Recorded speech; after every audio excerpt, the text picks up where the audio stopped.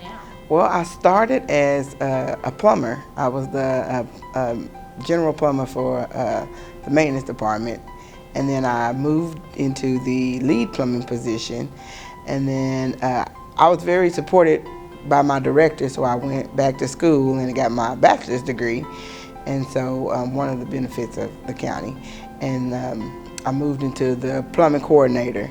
And then 4 years ago, I was promoted to Director of Building Operation and Fleet Maintenance. One of the things that my department does specifically is we encourage people to get their license in the trade, and that's a benefit. We've had it come through my department where you come in as a groundskeeper, you just cut grass, but then you move up. I mean, there's always room to move, and that is an awesome thing about here at the county. You know, you may start by pushing a broom, and next thing you know, you're pushing numbers or you're finishing a degree. Oh, what I enjoy most about working for Tulsa County, I love the people. I like the fact that my job is based on customer service, internal and external.